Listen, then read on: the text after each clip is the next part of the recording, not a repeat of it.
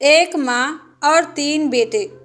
सावित्री देवी 75 साल की हो गई हैं। सावित्री देवी के तीन पुत्र हैं। सावित्री जी के पति का देहांत तब हो गया जब वो 55 वर्ष की थी।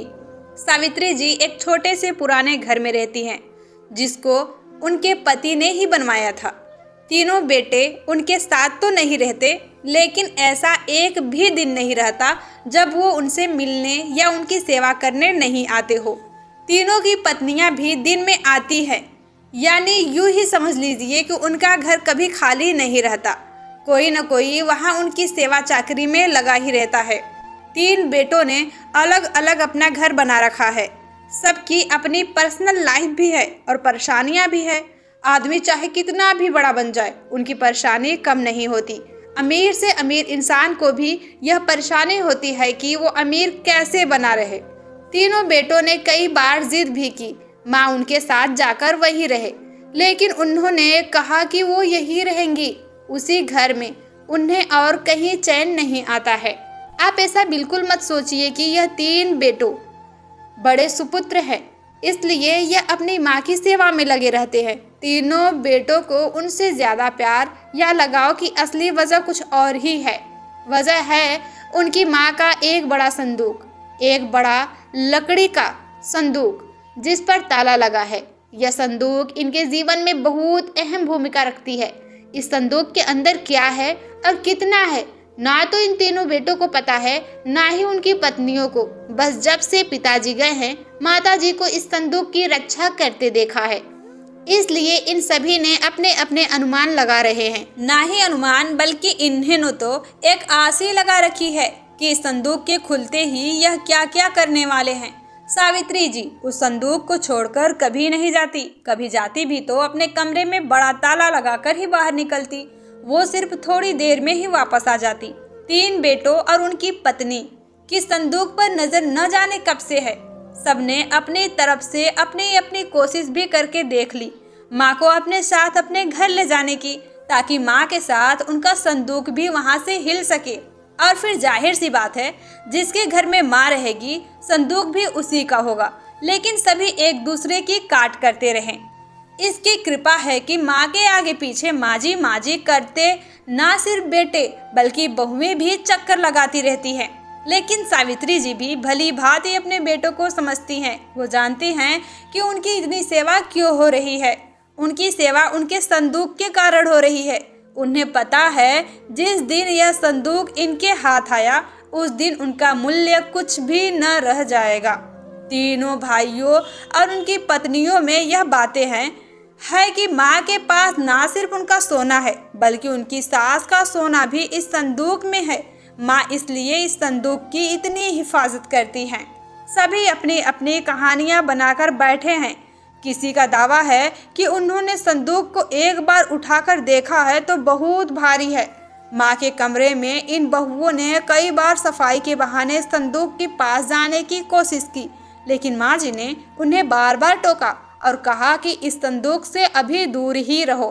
समय आने पर इस संदूक में क्या है तुम्हें अपने आप ही पता चल जाएगा। आखिर माँ की बात कौन टालता, और वो भी अभी तो कोई भी नहीं। बस उस समय के इंतजार में कि सब माँ का अच्छा बेटा और अच्छी बहू बनने की कोशिश कर रहे हैं।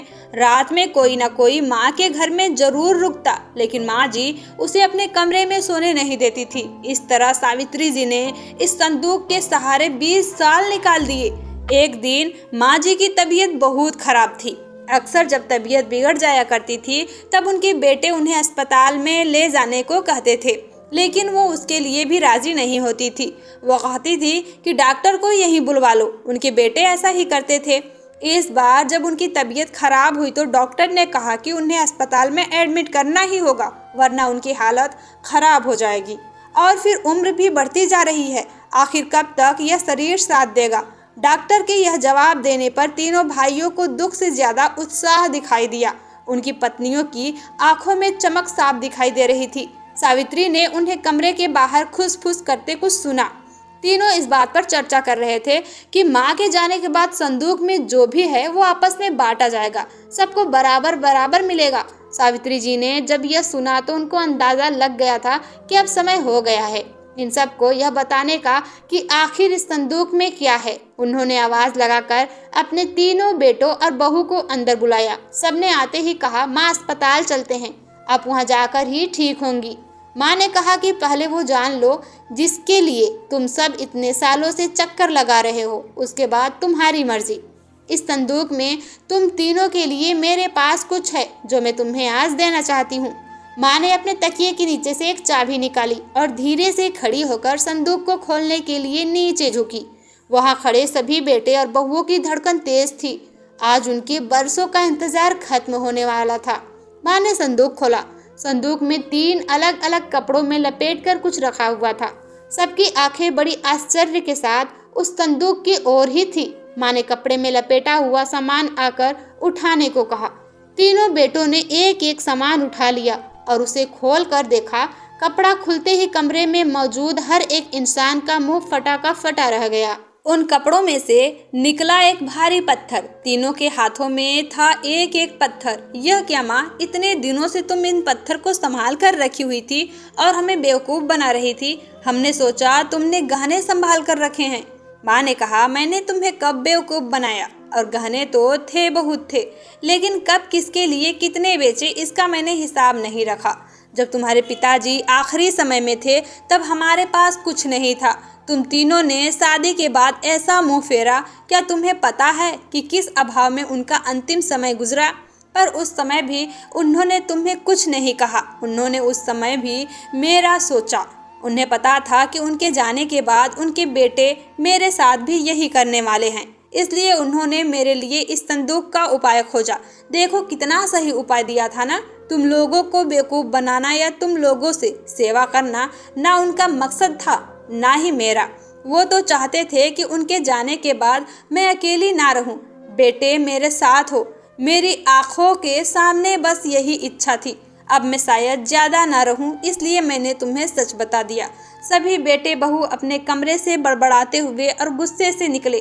करीब 1 घंटे तक माँ के कमरे के बाहर ही सब एक दूसरे पर अपना गुस्सा निकाल रहे थे। बहस हो रही थी कि अब माँ को अस्पताल में ले जाना है कि नहीं, और ले जाएगा तो खर्चा कौन उठाएगा। माँ जी अपने बिस्तर पर लेटी हुई सब सुन रही थी। दोस्तों, इस कहानी के बारे में आपकी जो भी राय हो हमारे साथ ज़रूर शेयर करें, और आपको ये कहानी कैसी लगी हमें कमेंट बॉक्स में ज़रूर लिखिएगा। तब तक के लिए bye bye, thank you, take care. मिलेंगे हम आपसे अगली वीडियोज़ में।